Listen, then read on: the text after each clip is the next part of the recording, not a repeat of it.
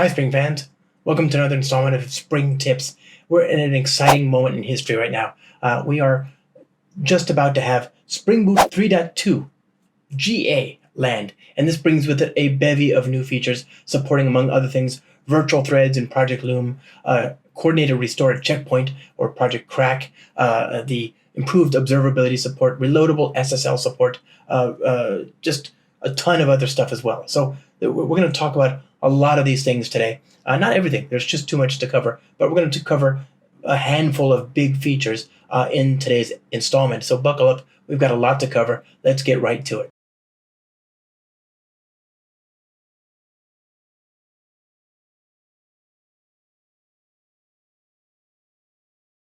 Another big feature of Spring Boot 3.2 in a sort of sense is Java 21. While it's not required to use Spring Boot 3.2, I think it is a compelling upgrade all by itself, as we'll see throughout the rest of our time together in this video. But I do want to stress that it itself, even just some of the syntax changes, ignoring some of the banner headline features like Project Loom, which we'll talk about in a bit, is a very interesting release of the language. And in particular, the Java language team have been talking up the idea that Java 21 is a culmination of a number of different features that were slowly introduced into the preceding Java releases, Java's 17 and onward. Features like sealed types, like pattern matching, like smart switch expressions, and like records. These things taken together culminate in what the Java language team is calling data-oriented programming. And what I mean by that is, and what they mean by that is that Java has historically thrived in the world of the large monolith, where you have deeply seated hierarchies of dynamic dispatch-based polymorphism. The idea here that I communicate from one side of the program to another in terms of the interfaces of my objects, right? In terms of the methods that they expose and the state that they keep and the implementations that they provide. And those hierarchies, those interfaces, that's one of Java's wheelhouses. It's a strongly typed language with good control for access control, good enforcement of access control and privacy rules and so on. And so it's a very natural thing. It's why Java succeeds in large organizations with lots of people. It's a pretty simple language, and it's proven itself very useful there. But increasingly, we're not dealing with deeply seated hierarchies of types and large monolithic code bases. We're dealing with increasingly smaller code bases where now the means of communication, the way of expressing change in the system is not by dynamic dispatch and polymorphism, but in terms of the messages that get sent around the system or indeed between systems. Typical ad hoc messages coming off the network, stringly typed messages that you might get from Kafka or RabbitMQ or from a REST endpoint in JSON. These kinds of payloads are small, discrete bits of data that get tossed around. And the language needs to adapt to support this new kind of data-centric dispatch, because that's the way that things change in the system now. And so Java 21 does a really good job of that. So while it's not strictly related to Spring, I think it'll improve all your Spring applications to kind of see what all these things look like taken together. Let's go ahead and build a very simple Java 21 program that I'm going to do in context of a Spring application. So we're going to use 3.2 Gradle. We went Maven. Okay, Java 21 works best with Maven at the moment. And that's it. We're just going to hit generate and open this up. UAO demo.zip. There we go. All right, demo application. So now let's just imagine we're working in an industry dealing with loans. In a lot of jurisdictions, loans are heavily regulated instruments. You don't want just anybody creating subclasses of that type. So interface loan, okay?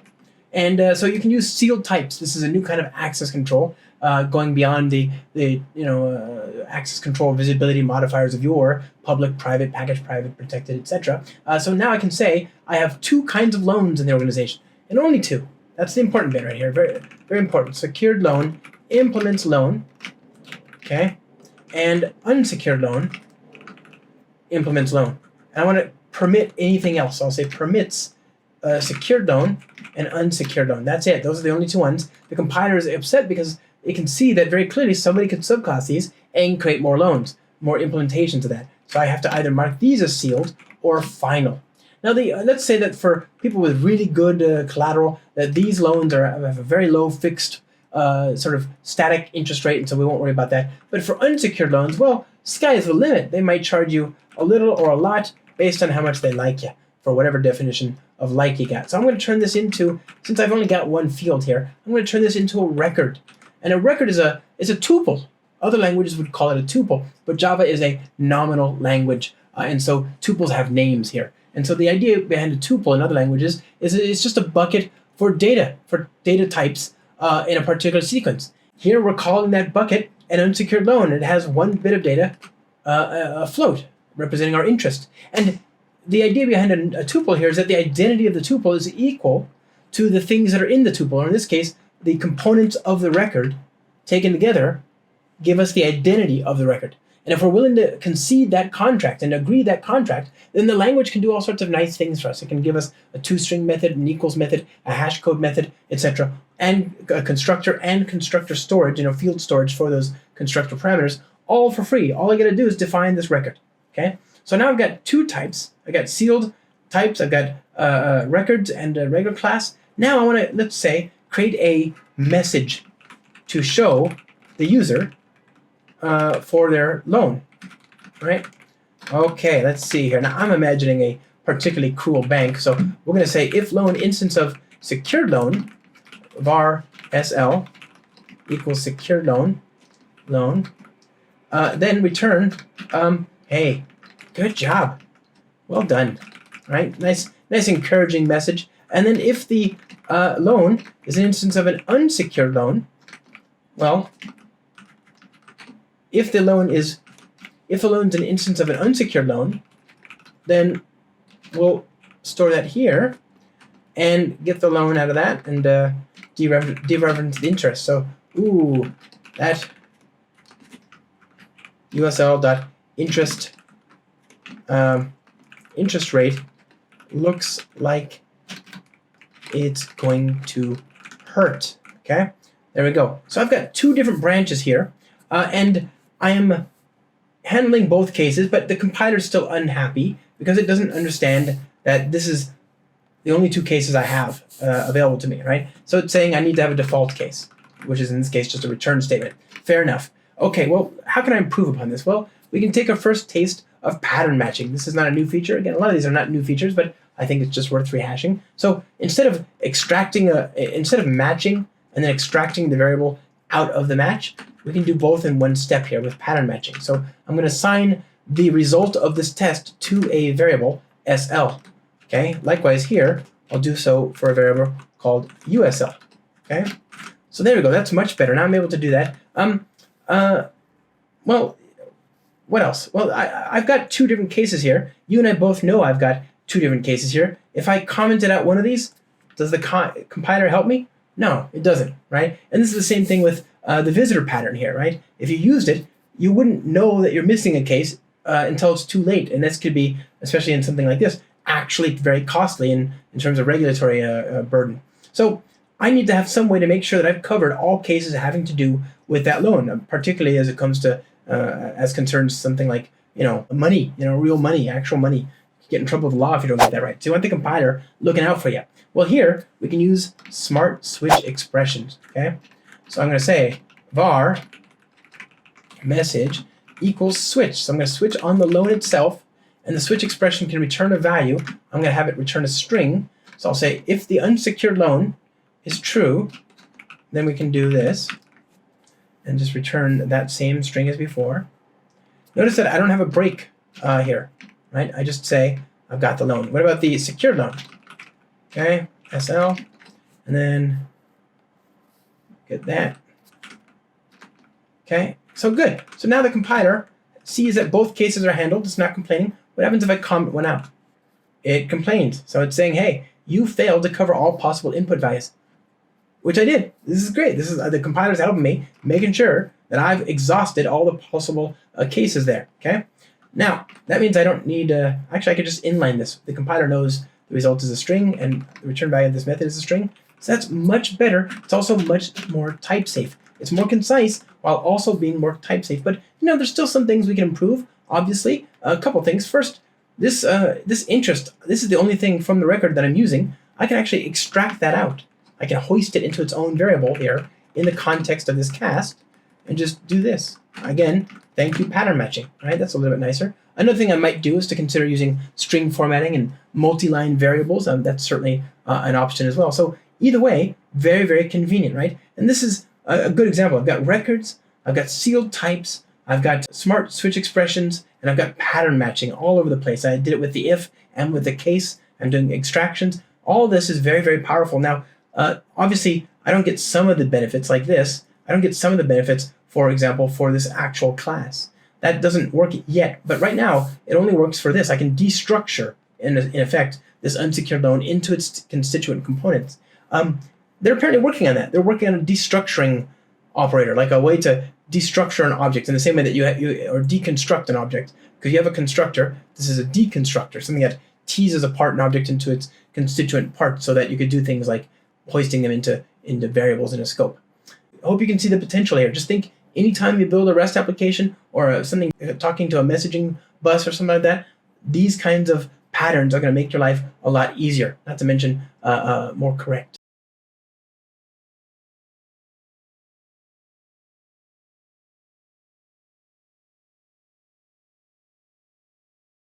You've no doubt heard about Project Loom, virtual threads. They've finally arrived in Java 21. This is, I think, a tentpole feature, perhaps one of the most important features to have been added to Java, certainly in the last 10, 15 years. If you ask me, I think all the way back to 1.0, right? This is as important as anything that's ever been added in my estimation. To understand what it is, we have to kind of cast our mind back a little bit to a very simple problem. Suppose you're building a service that handles network requests, and to handle one of those requests, you call a database.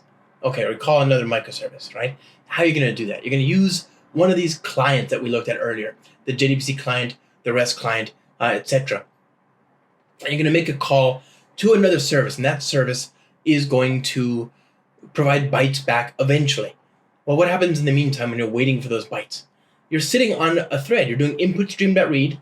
The flow of execution of the program won't continue beyond input stream.read. The next byte will get delivered, or you don't go anywhere, right? We call that blocking. And there are several things in the JDK, in the JRE, that cause blocking in traditional Java code. Things like thread.sleep, input stream.read, output stream.write, etc. These things are wasteful. They're not bad in and of themselves, except that they also waste threads. And prior to Java 21, wasting threads was a no-no, right? Because you didn't have a particularly large amount of threads available to you in the first place. Threads in the JVM map historically one-to-one with a operating system native thread. So Java thread, operating system thread. And there's about 2 megabytes of bookkeeping metadata associated with each thread, corresponding to the native thread in the operating system. And so this has meant that you don't have a bunch of threads. So if you want to handle 2 requests which require you to do something where you're blocking, then you're essentially monopolizing a precious resource. You're depriving other parts of the system from the availability implied by those extra threads. And so we look for ways to get around that, right? Obviously, at the lowest level, if we're trying to avoid blocking with input stream.read, we can just use non-blocking I/O. Things like Java NIO, which came out in, 1.4, and then we had Java NIO 2 and 1.6 or 7. And then, of course, my friend Trustin Lee over in Korea, he created Netty, which is a non-blocking I/O library built atop Java NIO and NIO 2 primitives, and that greatly expands the capabilities of the Java platform in building asynchronous, non-blocking network services. It's really quite good, but again, it's pretty low level. You're dealing with I/O, and most of us don't want to think about our business logic in terms of I/O. They think in terms of the domain of our application, and so they look for a programming paradigm that lets us think about higher order constructs, things like the domain of our application. And there they find things like reactive programming. I quite like reactive programming. That said, I appreciate that some people don't want to do it or deal with it. They don't understand the paradigm, or they just don't feel particularly comfortable, or whatever. There's all sorts of reasons why it may not be so approachable for somebody coming at it from the perspective of traditional imperative Java code.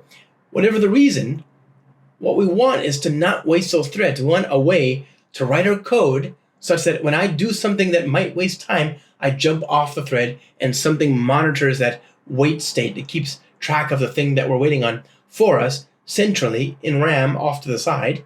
And when there is now something we can act on, the result of that wait state, we got the byte back, or we finished sleeping, or whatever, then and only then do we get put back on a thread. That's the dream. Very few languages have this. A lot of languages have something similar called async await, and this is nice, but it introduces the colored functions problem. Async await lets you write imperative style code, but in order to use functions that are essentially non-blocking, you have to decorate them with this keyword. In Kotlin, it's called suspend. In Rust and C# and Python and JavaScript and TypeScript and many others besides, it's called async await. And the problem is, if you want to call another function that uses async await, then your function must be also decorated with async and must use the keyword await to invoke the other thing. And this creates a cascade. Your code base starts getting painted or delineated or bifurcated by this: is it async or not, right? And so this function might be async and can be used in an async context, but this one not and not, right? And that becomes a problem. Now you have two different code bases living right next to each other, and they're incompatible with each other. So you eventually just end up choosing all or none. Of course, the better, more scalable one is the async one. So now the thing that should be the default is the extra keyword that you have to opt into and that you have to make sure to judiciously apply everywhere. This kind of problem becomes more problematic. It compounds in light of untyped languages like JavaScript, where there's no enforcement that you're doing it right in the first place. Whether you drop or remember to add async, you only find out, sadly, in ongoing transaction at runtime. We want the right thing to be the easy thing, and that is what they've achieved with Java 21. The only other language that I can think of that has done something like this is Go. Go only has non-blocking I/O, but it looks and feels like blocking I/O. They're doing what Java is now capable of doing, but to be fair here, Go, it's always been non-blocking I/O.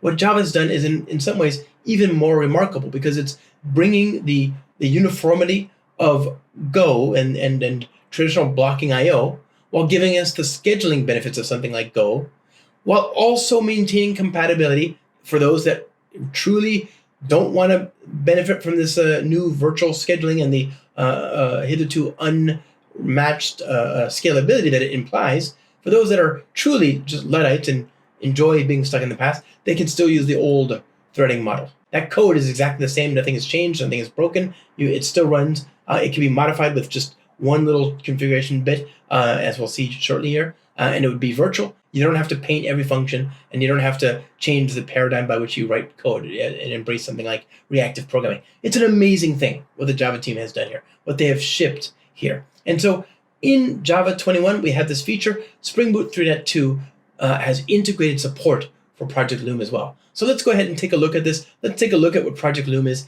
and then let's see how to integrate it in our Spring Boot applications. Let's go to start.spring.io. We'll build a new service. I'm going to use Maven.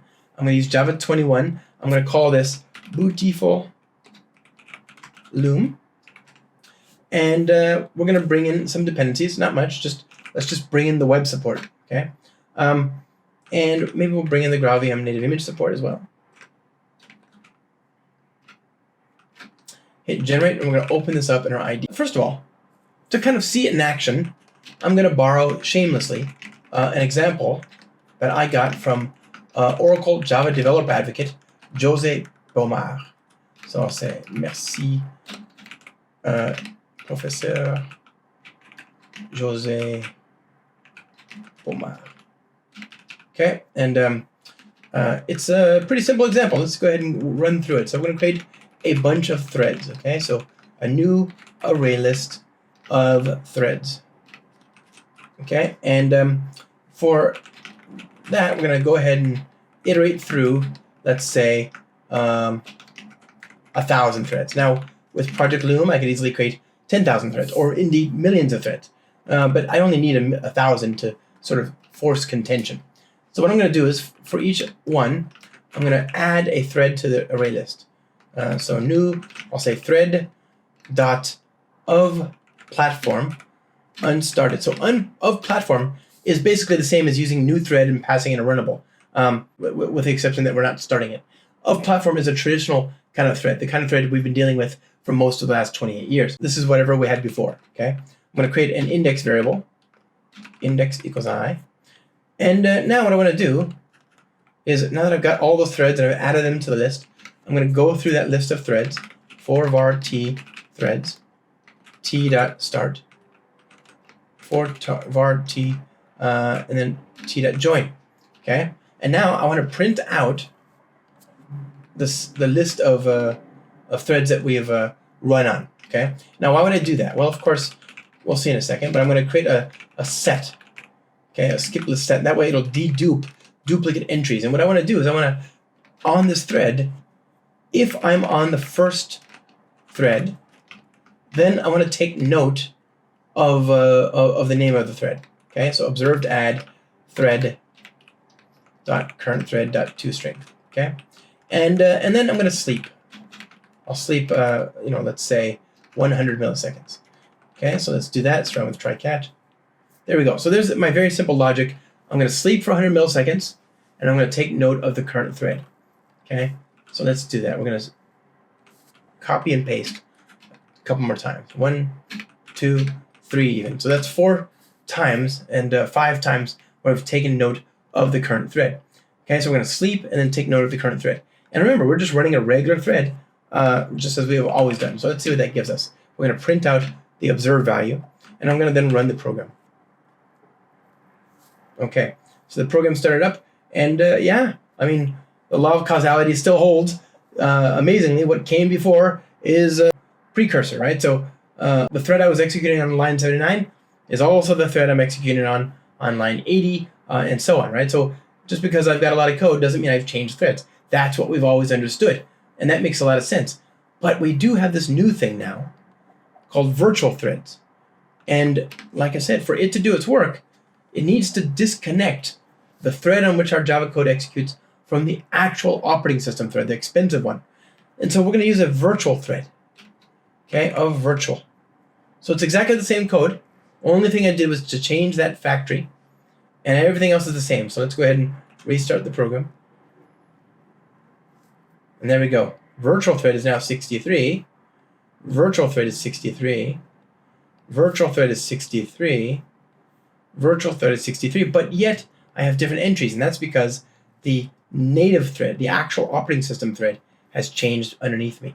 And I didn't do anything special to enable that.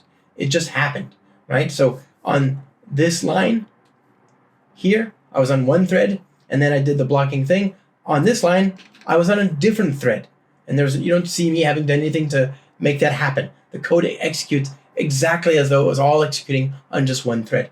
I get to be able to debug and to follow the code and watch it work exactly as I would anything else. Okay, so this is great. This is great, but this is still, a little low level. First of all, I think most of us don't create threads directly anymore. If we're going to create threads at all, we'll use an executor service. And of course, in Project Loom, there's a new virtual thread per task executor. This is not a thread pool. It doesn't pool the threads. It just creates brand new ones, because now threads are cheap, or rather, virtual threads are cheap. You can create millions of them with impunity, right? So this doesn't even bother pooling them. There's no point. They're so cheap. They're so disposable. We can just do that. Now, I don't think most of us should be writing code and threaded in terms of threads anyway, right? Tony Hoare is the gentleman who's credited for saying that null was the $1 billion mistake. But of course, we all know that that was PHP. PHP is the $1 trillion mistake. But nonetheless, he also talked about, in the 1970s, mind you, the idea that threading is just not a great way to build scalable sort of concurrent systems. It's dangerous. And that was in the 1970s. This is not new insight. It's been very clear for a long time that writing code in terms of an abstraction that looks, well, frankly, like this is dangerous. It's a great way to sort of add bugs to your system and not even know it, right? So I encourage you wholly to, first of all, avoid writing this kind of code if you can.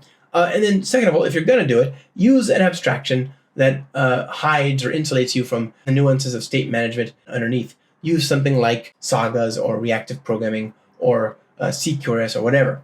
But okay, let's say you've just got threads in your program, you're not using them directly. That brings up a great point, which is, how do I make sure that I'm using virtual threads everywhere?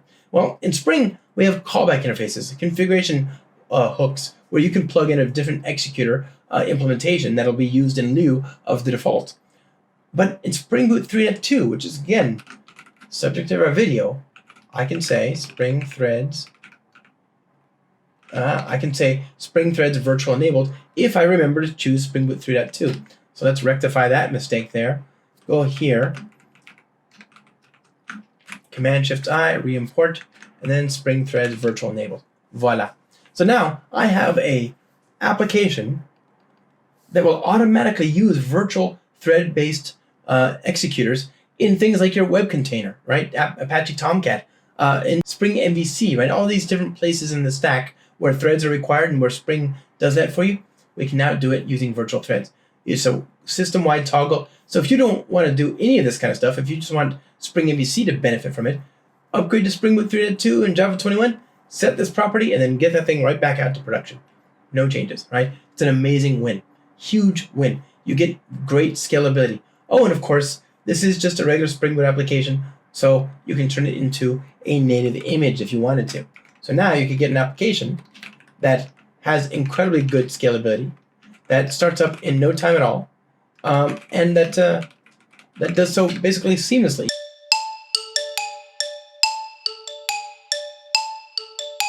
The conventional wisdom goes, you want to move that to some sort of back office process, something typically separated and staged and queued, like RabbitMQ or Kafka or whatever. And the idea is that you can scale that thing up in the back end horizontally. You can just scale that one little thing up. And this is true. It still works. It's still a very good idea. And in this case, you're using new nodes. I mean, I'm sure if done right, you've got concurrency within the single process. But you've got these extra nodes, and they are in of themselves kind of acting like threads, right? So you've got concurrency with the nodes and concurrency within each node, thanks to the threads. With Project Loom, well, first of all, I probably don't need as many nodes now, right? Because I can handle so many more requests per JVM.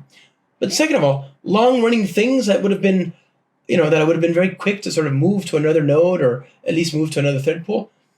There's not really a reason not to just keep it in the code that you've got, unless you're worried about, somebody pulling the plug and taking out the power. But if you're just waiting for something something whose result you'd like to have, but it's not mission critical, why not just block in your current thread pool? Because you're not monopolizing a thread by blocking. When you block, you're just waiting, and that's much cheaper to do and takes far less resources than blocking a thread. And you can do that now. So many things change when that dimension of architecture changes, right? It informs the new architectures. I love Project Loom, and I really hope you get a chance to try it out and avail yourself of it as well. We have a simple threading support here, and obviously this is not, this is just regular threading, right? It's just a regular scheduler. Things that you've used before, like the task decorator, are also still there, right? So this is just a callback interface that's been there forever. You get a chance to decorate each runnable. So whatever runnable gets created, you can actually inspect it and log information about it or whatever. All right. I hope you enjoyed this section on Loom. Let's keep going.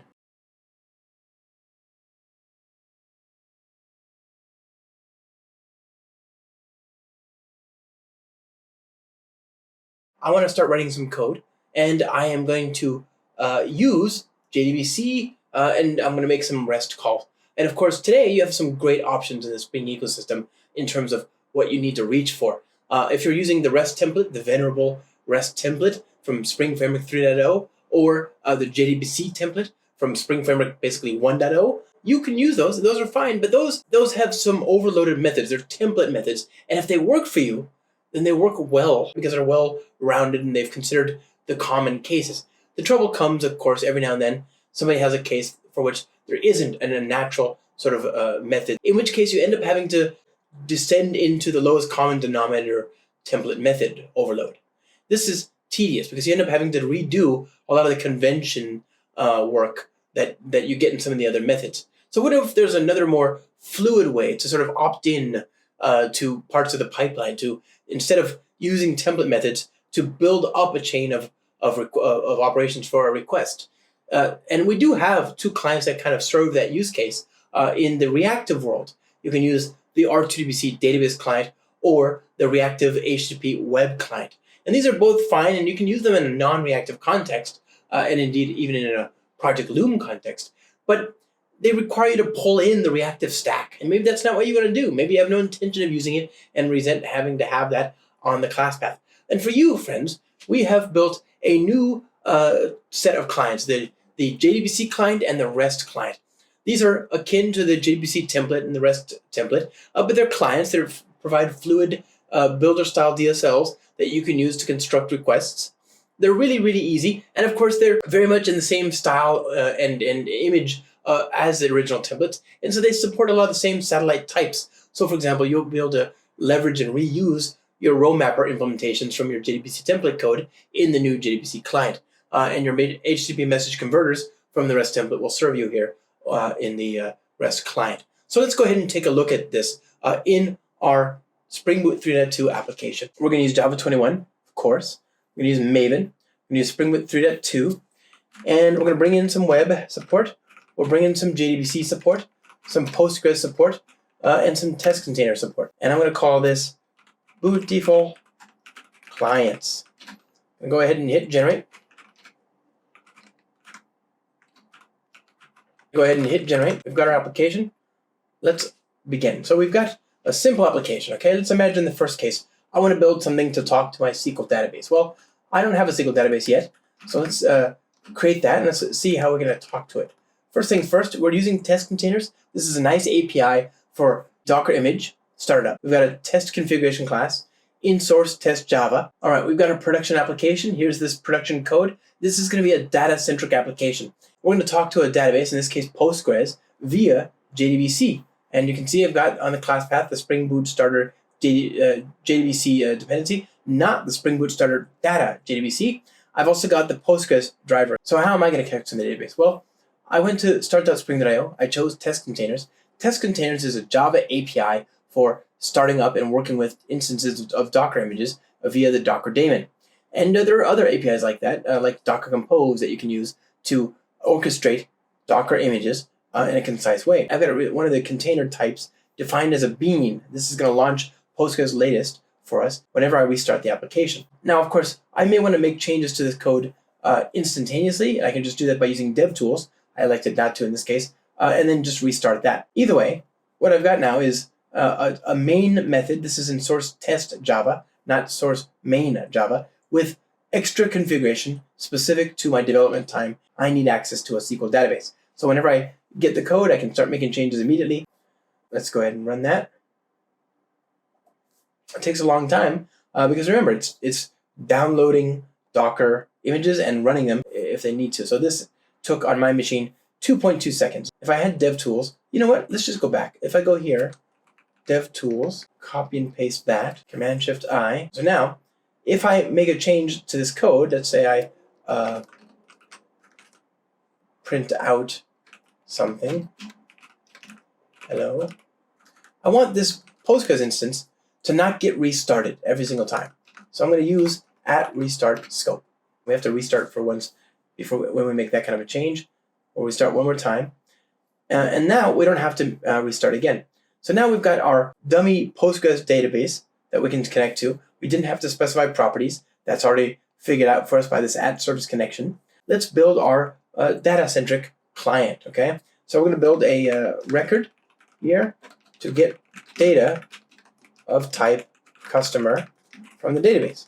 Okay, and so I'll say class customer repository, and I'm going to inject the JDBC client. Okay, and it's just going to be a Spring Bean @repository, collection of customers, turn this .jdbc.sql,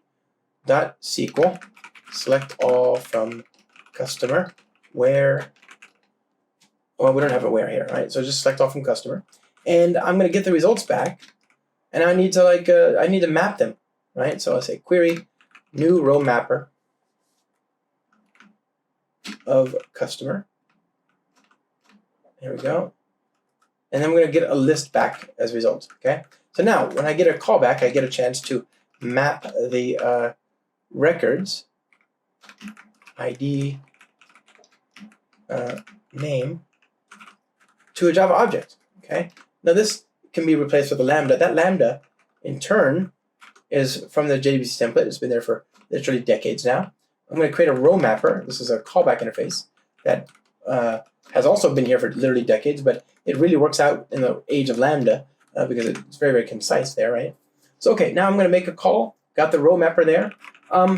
Good, right? Very simple, easy to use API. You can kind of understand. I'm going to do a query. Maybe I want to do a update, right? I can do that. I can pass in params or even a param source. It can do all sorts of very, very cool things here. I really like the JDBC client. It's familiar, yet more elegant, more clean. By the way, JDBC, don't knock it until you've tried it. It's awesome. And especially in the light of multi-line Java strings, right? Now I can have a full SQL query in my source code. I've got this simple repository. I guess we can just create a simple controller to try that out, right? Customer controller, private final customer repository. Add this customers repository.customers. I'm going to do a recompile. Now we can go to the browser, localhost, customers. We don't have that table, right? So we need to tell Spring Boot to automatically create the table for us. So SQL init equals always, right? And that's going to tell it to look for two files, one of two files, either or both. Schema.sql and data.sql. So here we are. So delete from customer and insert into customer name values Josh and Stefan. Some names, okay? Jurgen, etc. Okay, so we got some names in the database. We've got our schema file over here. So let's define that. If none exists, customer ID serial primary key name varchar 255. Okay, we've got our SQL file. We've got our data. Let's see if it all works. We'll do another recompile. Okay, fantastic, it worked. So we have our data. Okay, I've got my simple JDBC repository, and I want to be able to connect to another microservice, another API. Let's suppose I wanted to connect to the CatFact API. Okay, so I'm going to create a CatFact client, and it's just going to be a simple Spring Boot. Okay, and I'm going to inject my REST client, HTTP. And of course, we have to build this REST client. And let's do that here, friends, because it's worth taking a moment to appreciate how to do this. So REST client dot builder, okay, and we just call dot build. Now you could leave it there; it'd probably be fine. But I urge you to consider what request factory you're using. By default, you're going to get a request factory that is compatible with the experience you would have had with the REST template. It in turn uses the JavaNet URL HTTP client, which is old and kind of outdated and doesn't support options. Okay, in the intervening decades since that original code, there has been a new JDK client. Java has its own JDK HTTP client now. I don't know if you knew that, and that is really good. It's quite good actually. So if you want, you can use that one instead as the underlying HTTP library. So that's what we're going to do here. I urge you to consider customizing that on your applications. So now we're going to return a collection of, well, let's say, cat fact.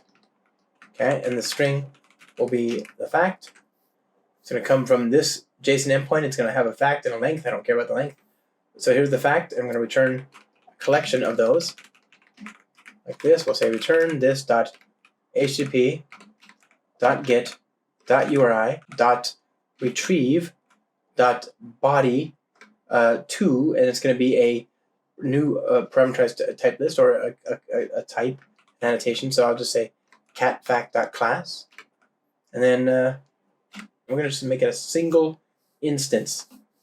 I get the HTTP get call and passing the URL, calling retrieve, and then I'm processing the result that comes back. And there's also all sorts of stuff you can do here.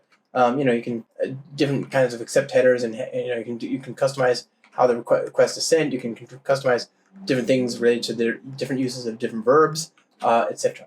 So I've got the HTTP cat fact client. Let's go ahead and demonstrate it in action. Cat fact controller,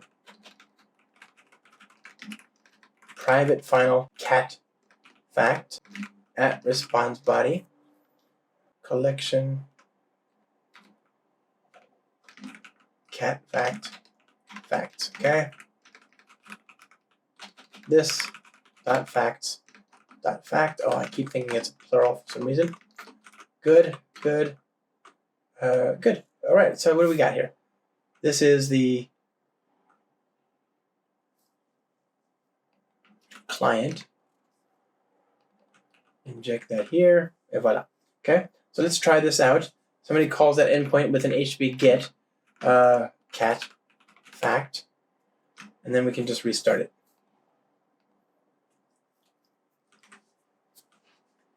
Localhost cat fact. And there we go. A happy cat holds her tail high and steady, right? A cat will tremble or shiver when it is in extreme pain, etc. Okay? Good stuff. So now we have used the new JDBC and REST clients. These are blocking APIs. That's not such a big deal with virtual threads, right? So I can do that now. I can just say, thanks to Project Loom and Java 21, I can use Spring Threads virtual enabled and get consistent virtual thread integration at all the different layers of my Spring application, including the web server, including integration, and so on. It's just very useful to have that. And now, yes, it's blocking, but it's not really costing me anything. I'm not losing availability on a thread as a result of it. So this is the best of both worlds. It's guilt-free scale, akin to what you might get if you did reactive programming, with the ease and conciseness of imperative programming. What a win. And this is a nice fluid DSL. I quite like this. It's just very natural, very composable, very expressive. It's not just a parade of parameters that you have to fill out in the right order and goodness help you if you get it wrong. No, I think this is really just what the doctor ordered, and it fits perfectly in the world of Loom. That said, there is a feature that's a bit old now. It's from Spring Boot 3.0 that can make things even simpler for us. Remember, we have declarative interface-based clients now. So let's rework this to be an interface. And the interface will have the same job, which is to give me a cat fact given a request to a particular URL. So we'll work all that, and we'll annotate this with get exchange, putting that URL in there, and getting rid of the definition, the implementation of this interface. Okay, so we have this nice simple interface. We've expressed that we want a return type to be turned into this Java object, and we're going to make a request to that endpoint. We just have to tell Spring to turn this into an actual object. It's just an interface at the moment. So now I can go down here and return a bean, and I'll say HTTP service proxy factory dot builder dot exchange adapter, and here I can the REST client adapter for the REST client. I'll inject that here. Okay, and then we're going to say build and then create the client out of cat fact client.class. So there's the same exact result. I can inject that client now into my controller and then see it in action. Let's try it out. It works just as it did before, but now I'm not busy maintaining the tedious marshalling of data back and forth across the network. I'm using the JDBC client behind the scenes. I get all the benefits there. I'm using Project Loom, but now it's just an interface and it works better. It all just kind of works really nicely and well together. I love it when that happens.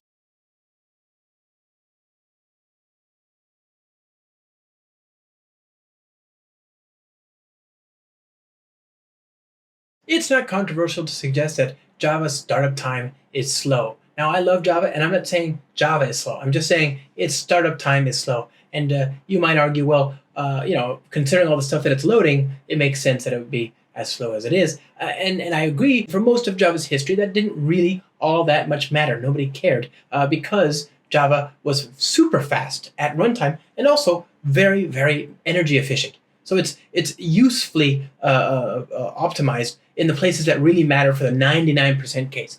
But that said, there is no doubt that the startup time has become something of a punching bag. Let's see an example here.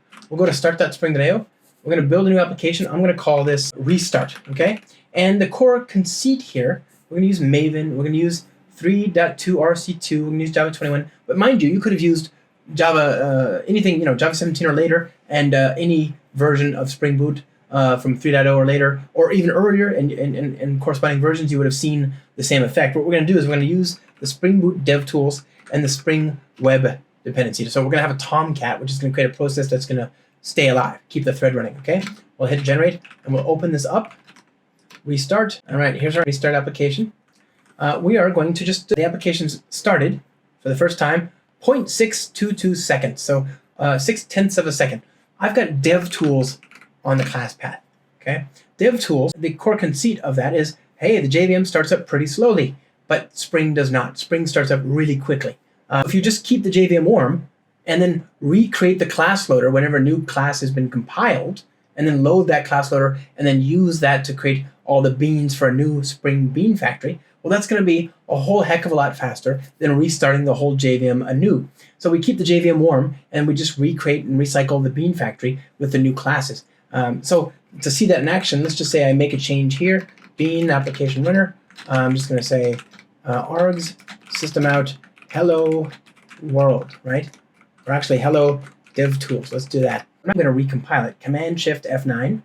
Here we are. You can see that this time it restarted in 0.1 seconds, right? So 1/10 of a second, or about a sixth of the performance that we just saw when starting the application cold. A lot faster. This is all because we're just keeping the JVM warm. We don't restart. So there is obviously a lot to be gained in optimizing this. Wouldn't it be nice if we could? Well, certainly you could use GraalVM. That would get you a pretty good increase in performance. If you're in a context where startup time really matters, if you're in a cloud, you don't want to be sitting around waiting for services to come online when people are clicking on your website trying to do stuff and nothing's working. A time to first byte really does matter here. And this is more so true in the context of a Lambda or Knative or a scale to zero sort of situation. So what can we do to get that? Well, we can take advantage of an amazing technology in Linux called CRaC. CRaC is a way to take a photograph, in effect, so take a snapshot of the working memory of an application on Linux and write it out to a disk where we can then use it to fast forward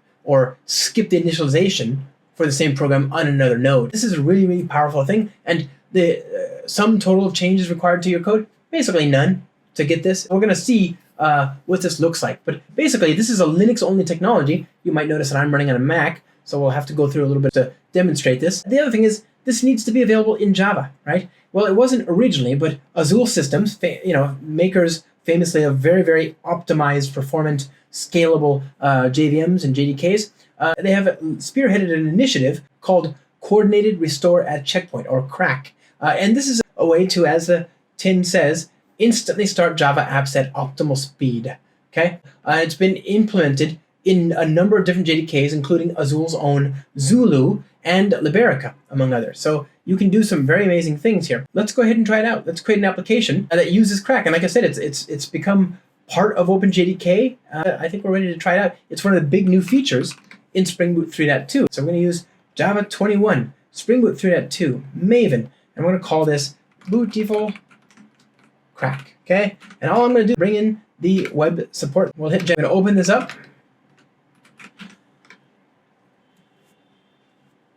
And this application is a stateful application. So we'll build a stateful component.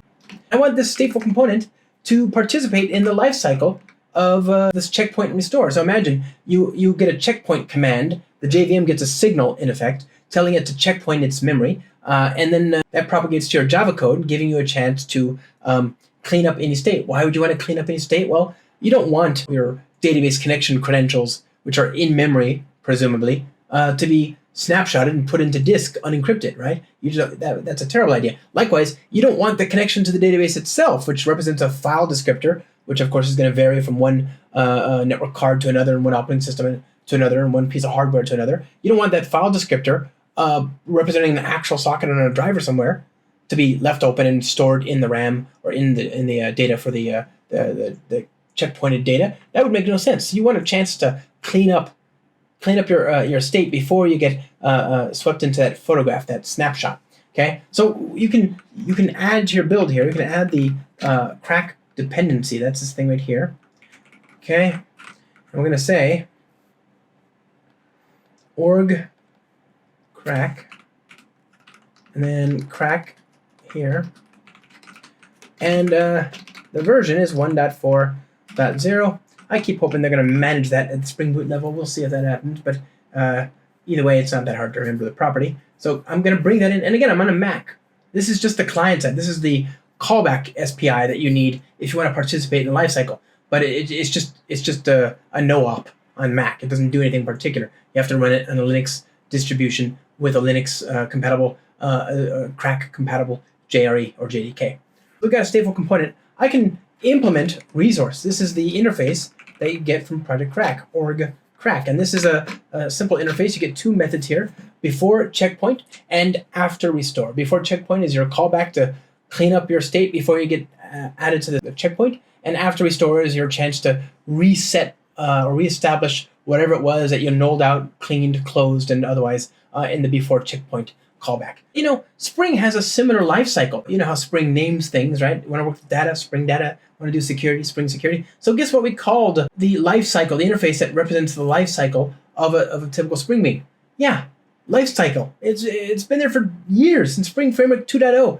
There's a smarter version that is meant for users to consume, and Spring sees that, and it's called Smart Lifecycle. So you can just implement that, and those methods are mapped more or less to the checkpoint methods, right? So before checkpoint is stop, right, and start is after restore. So you can imagine cleaning up your private stuff here and closing down whatever, and then restoring it here. Okay, so let's try this out. Let's do a very simple example. I'm going to create a variable here, private final atomic boolean running equals a new atomic boolean false. I'm going to say that running is only true if that atomic boolean is true. Okay, and I'm going to say over here, I'll say if this dot running dot compare and set is false, then set it to true and announce that we're running. Okay, just starting. Let's now go to start.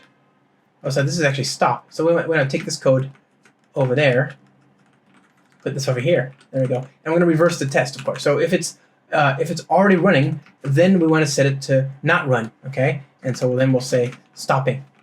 Let's see what that looks like on the Mac on the JRE. Start the application. Fantastic. Stop it. It says stopping. You get the idea. Simple lifecycle. Very useful if you've got like a web server or a Spring integration adapter or something like that needs to start up and stop with the context. Okay, and in this case, it's a great chance to participate in the checkpoint restore lifecycle. So in order to do that, we need a Docker image. Okay, so friends, I am going to steal unabashedly from my friend Garrett Gunwald, a fellow Java champion who has a great Docker file that we're going to use. This Docker file looks like this. We're going to use Ubuntu 23.10, which is the current GA version. Came out last month as of this recording. I've tried it with Ubuntu 20.04 and whatever. So it goes back at least a number of years where this CRaC support's been there. We're going to set up some environment variables, Java home and path. We're going to update the repository for the dependencies in Ubuntu called apt. We're going to add a JDK tarball. We're going to download a tarball. And I've commented out the one for x86. I'm using the one for ARM. We're going to download that tarball to Java home openjdk.targz. Then we're going to extract that tarball. Then we're going to create a folder called opt CRaC files, copy the jar into the Docker file, and expose the port 8080. We have the Docker file. I think we're ready to build the image. Let's just make sure I didn't forget anything obvious here. The Docker file stipulates Java 17. We are using Java 21. Oops, catch that. Okay, now let's build. So we'll say maven w clean package. Okay, and then we're going to do Docker build space period -t CRaC. Okay, that's going to build the Docker image and create us a Docker container. And now I want to run this privileged and interactive, and I want to log into it. Okay, so I'm going to say Docker run dash it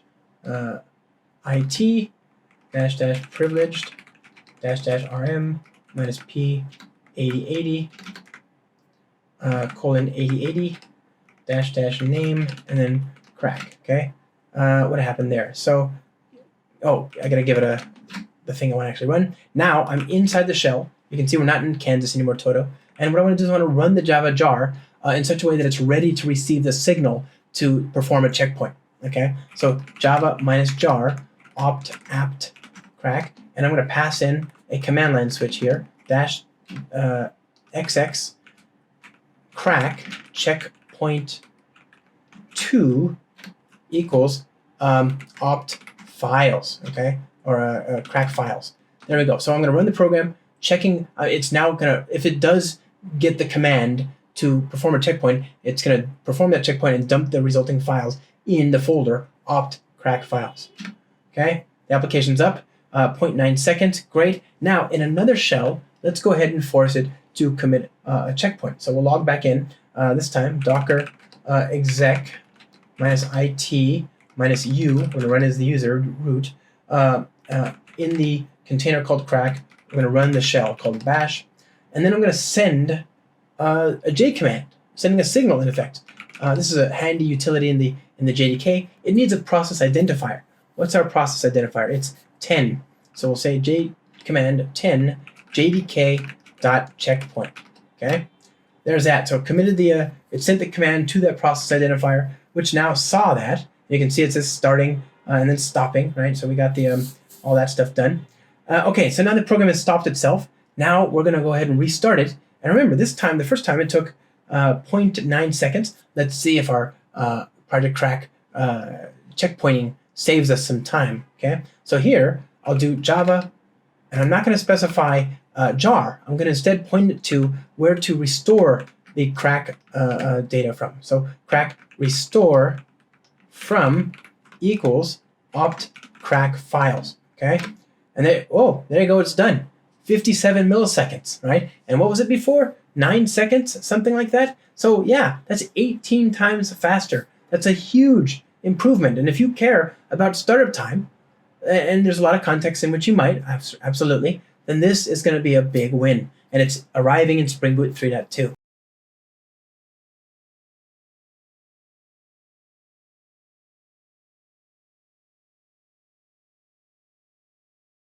Spring Boot 3.2 continues its tradition of helping you build production-worthy software. A big part of that has been security. It's always been about security. Spring Security can help you here, of course. It's a great way to do authorization and authentication, but you need more, obviously. You don't want to have all that work that you've done to connect your IDP and establish identity without having taken every measure to make sure that the data you send back and forth between your IDP, the client, and your service is also secured. And that means, for most applications, SSL.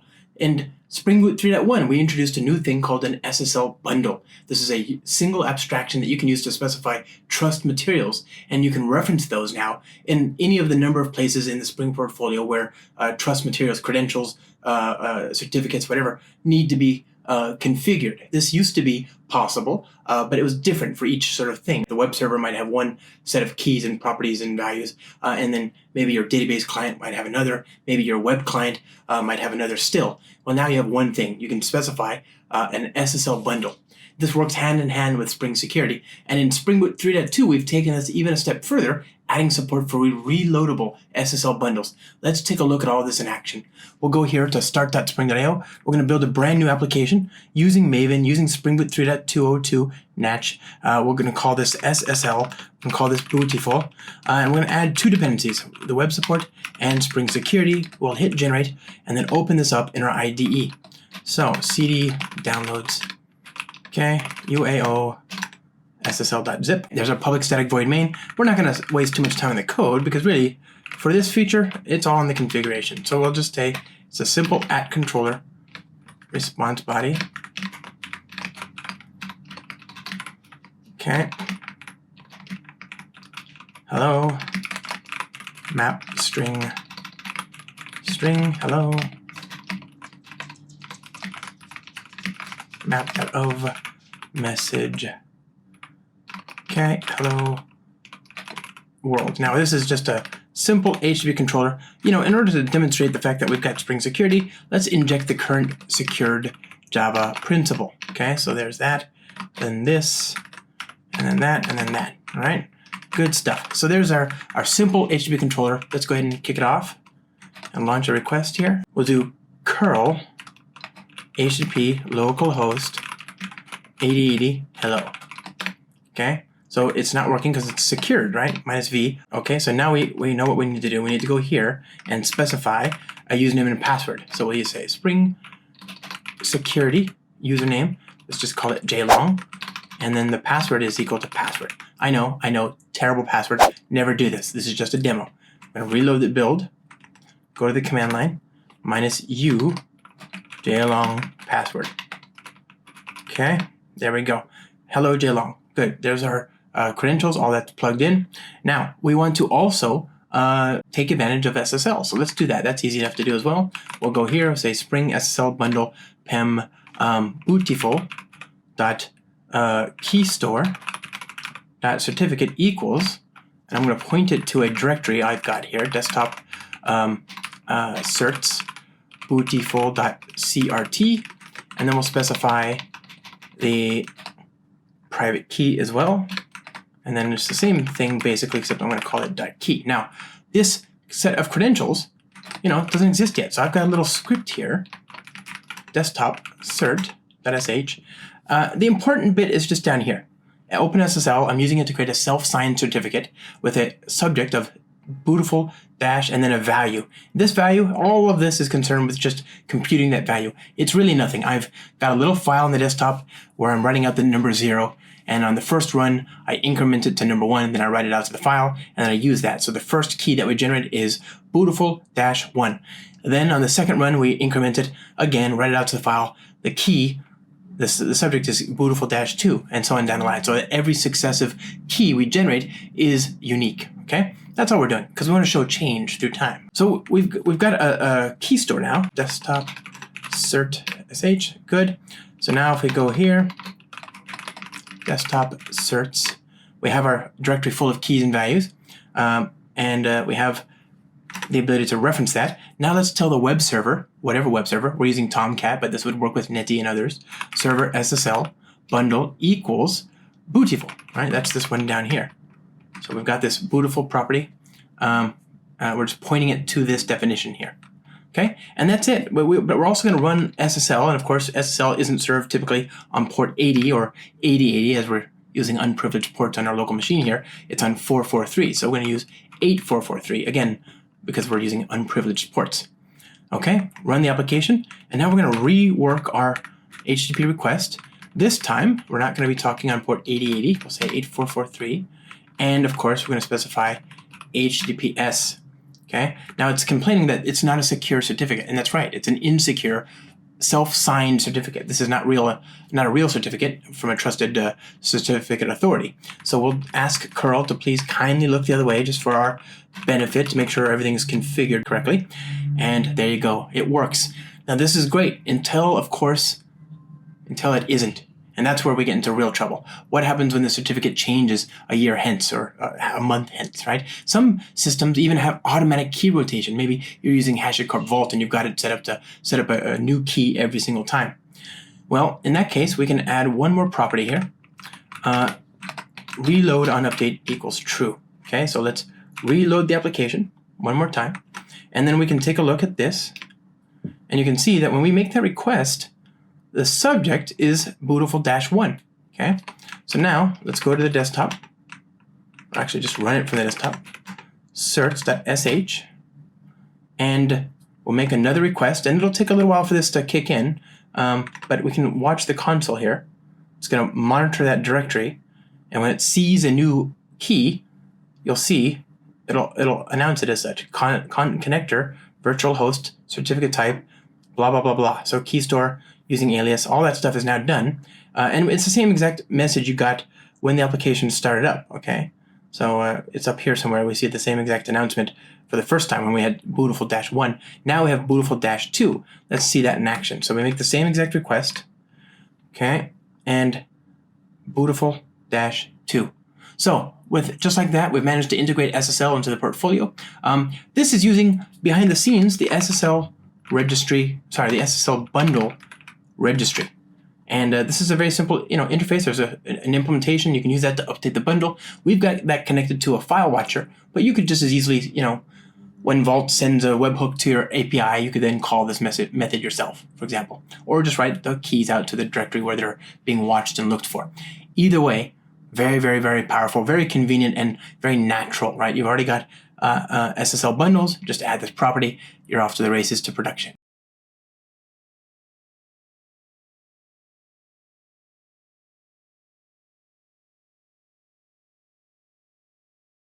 Starting in boot 3.0, we changed the way that our arrangement for observability was configured. It was the case previously that if you wanted to do distributed tracing, you needed Spring Cloud Sleuth. And if you wanted to do metrics, you'd use Micrometer. Micrometer was a dependency of Spring Framework, whereas Spring Cloud Sleuth was a library that in turn depended upon Spring Boot, which depends on Spring Framework, which depends on Micrometer. There's a bit of an asymmetry. Well, things got much simpler in the 3.0 release last November. That release saw a unification of both distributed tracing and metrics, all handled at the Micrometer library level. This is now a very good thing because it means that all libraries atop that can depend on Micrometer and integrate both distributed tracing and metrics in a unified way. There's even a new unified abstraction that you can use called an observation. So things have gotten just better and better still since that initial work. And this release is no different. There's a lot of really nice touches that make this new release a very well thought out sort of arrangement of observability improvements. There's some small stuff. For example, you can disable certain properties to be, that you don't want to be reported during observations. For example, I might set management.observations.enable and then a property and then equal to false, right? There's the ability to specify default keys and values. I can say management.observations.key-values.whatever, and have those automatically added to whatever observations get sent out for all of them, not just any particular one. We've got a nice ability to log out the current trace and span if you're using the AOP support and the observed aspect. We've got unification, better improved integration with OpenTelemetry, where you can get more control over the applied span processors. We have new instrumentation for scheduled methods. We have Micrometer Tracing's observation handler, which automatically registers itself on the observation config. Now has better support for handling uncategorized handlers. So all of this is just really good stuff. I wanted to kind of see some of this in action in particular because I think it's just worth just seeing how cool this stuff is in action. Let's go ahead and build a new application as usual. We'll go to start.spring.io. I'm going to go here. I'll choose 3.2 ORC2. We'll call this Beautiful Observability. We'll use Java 21 because it's the future. And we're going to use Maven. And we're going to just add a web support. And we're going to add Docker Compose. And we're going to add Zipkin for distributed tracing. And we're going to add the actuator. Let's hit generate, and we'll open this up in our IDE. All right, we've got our new application. A couple of things. Let's just build some code here. A very simple example. I'm going to build a client that talks to a web service, and I'll use the declarative client support. So I'll say cat facts. All right. I'm going to create a type here called the cat fact, or just actually we can just call this cats. Call this fact, and we'll have the text of the fact. And then we're going to create a simple method here that returns, you guessed it, a fact given a request, right? So get exchange, and we're going to use the actual microservice. It's a third-party microservice, so cat facts. It's this one right here. Paste that in there, voila. And we just need to implement that. And to create this, we'll need to return HTTP service proxy factory dot REST client adapter, passing in the REST client. Okay, we're going to have to build that up in a second here, but let's just get this done with. Build, and then create client cats dot class. Okay, so there's this. Now let's actually implement that. We'll say bean REST client builder, and call that the REST client. Return builder.build, and of course we want the new JDK request factory, so we'll say new blah blah blah. Very good. Okay, so now we've got this. Now I want to actually use this. Let's just create a simple controller at response body class cats controller. And we'll just create an endpoint here. Get mapping fact. Okay, and let's just say string fact.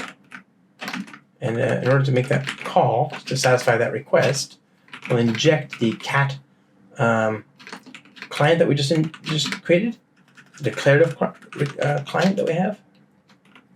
Okay, and we'll say return map.of fact. This.cats.fact. Okay, so pretty straightforward, pretty easy to understand. Actually, we'll just make this an object so that the default behavior will just be to serialize that as is. Let's go ahead and restart this. And localhost fact. Which one? What endpoint is it? Yeah, it's fact. Okay. There we go. So the text is wrong. So what kind of endpoint are we getting here? What is the URI for that? Oh, it's fact. Not text. Simple enough. Okay, restart. Okay. So there we go. That endpoint is working. We've got some data now. So now what I want to do is I want to understand the flow of that data. And you'll notice that here we've got this very convenient Docker file that was created for us. We want to be able to access it. And in fact, I don't really want Spring Boot to run this on every single restart. It's taking a little while to do that after all. So what I'm going to do is I'm going to disable this Docker Compose support, Command-Shift-I. Okay, so reload that. Now if we restart,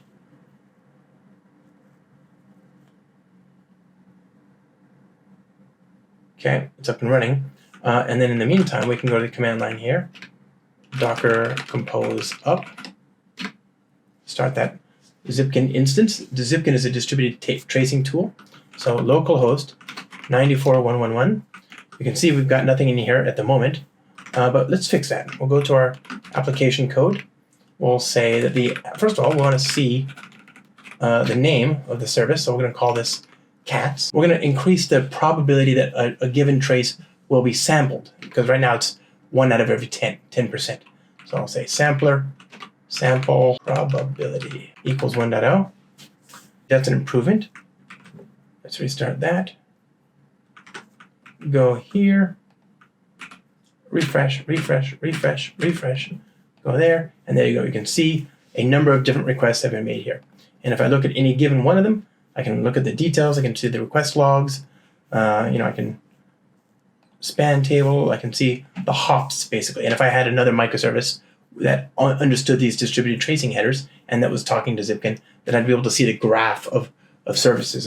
I'd see that it went from here to another place, to another place, to another place. So this is very, very good. We're already ahead. But let's look at the experience on the local machine here. First of all, what's all this space? Well, that space is intended to display the trace ID and the span ID, but only if we have the AOP support on the class path. So we'll add that here, AOP, Command-Shift-I, okay? And now, whenever I annotate something with @observed, give it a name, so name equals cats, and then reload.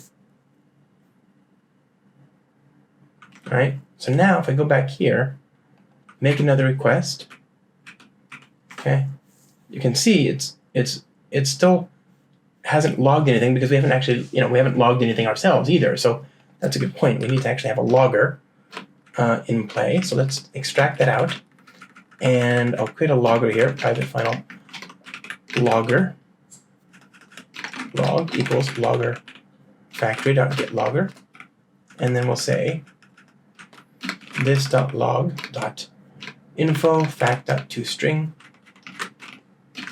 Okay, restart, and then refresh a few times. And as I do that, you can see it's showing me the trace ID and the span ID, right? And this is very convenient. Now I don't even have to go to Zipkin. If I'm just doing something locally and I want to debug, I can get a lot of that value just right here. Obviously, for the full picture, you're still going to have Zipkin. It's just nice that works out of the box. So this is very, very convenient, right? And this is just a simplification, an improvement upon what was already there, right? You can also do other things. Like I said, we can export certain keys, for example. So, for example, I could say management observations key values, region equals US West, right? Restart that. And now all observations on this node will be US West. And more likely you could have done like an environment variable, but I just hard coded it, okay? So now I go back here, refresh. And I can go back here, run query. And a few seconds ago, show the details. I'm not sure actually if they show that. Oh, there it is, US West. We see the extra tag automatically added. I didn't have to add that per call. And by the way, you can do that. You can totally, I just use an annotation here. If you want to be explicit about it, you could also do that as well. You could say return observation dot observation, right? Dot. There you go. And then I can say cat fact, and I can provide a supplier, right? And this supplier, given a name, I can give it an observation registry. So let's do that here.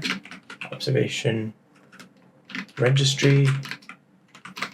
Add that, and I say this.registry, and then pass in a supplier. I guess I don't really need this, and I can do that. Okay, so I can pass in the name, cats, the registry, and then observe. That's where the supplier goes. So I can do that here.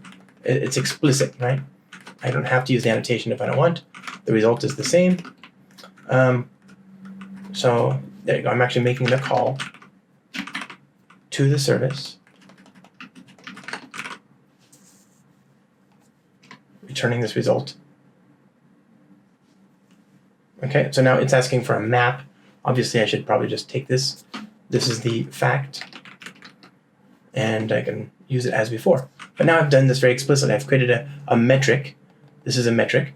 And I've got the context in which I'm doing distributed tracing, and I can log information about that the current trace and span if I want to within that context as well.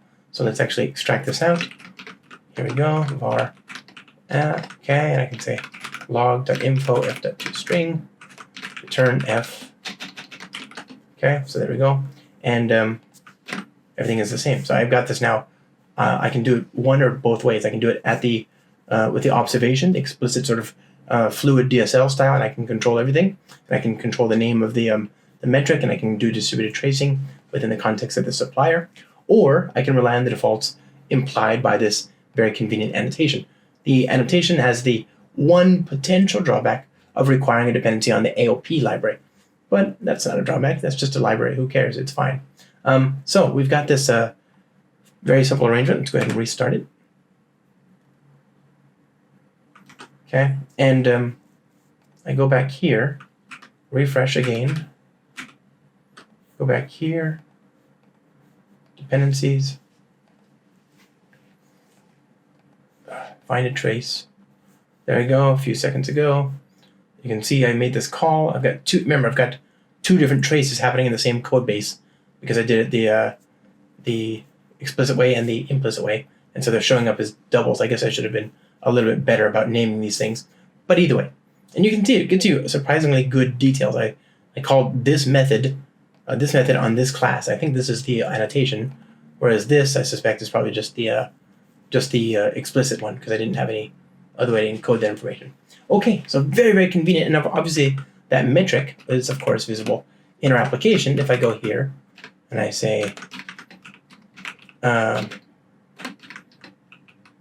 exposure includes all, right? And obviously I'm not using a time series database like Prometheus here, but if I were, I could send all that information to Prometheus. So, or if I was using Prometheus or Graphite or whatever, I can then see all that information there very easily. And by the way, speaking of Prometheus, our old friend Prometheus, this release sees improved support for exemplars in Prometheus. So it used to be there's only a certain number of things that benefited from exemplars, but now there's a greater set, and that was actually some work that happened on our side and a lot of work that happened on the Prometheus side as well. So that's another new feature that you'll get if you upgrade to this. Okay, so here's our request. Let's go see our HTTP endpoint, right? actuator, and we want to go to the metrics endpoint. And you can see cats. And voila. Okay, so there's the number of requests, the total time across all those requests, the max time for any one particular request, etc. And obviously you'd get this as a graph, if you like, in your time series database of choice, which, by the way, is well supported. There are a ton of different integrations that you can use with Micrometer, the library that underpins everything we're doing here, including, but not limited to, AppOptics, Azure Monitor, Prometheus, Google Stackdriver, StatsD, Wavefront, SignalFX, OpenTelemetry, Datadog, CloudWatch, Ganglia, Humio, etc., etc., etc. All this works really well together. It makes it a lot easier to get to production on time and sleep soundly at night, knowing that your code is doing what you expected it to. Remember, you can't build if you can't measure. This is how you measure. It's easy, it's production worthy, it's fast.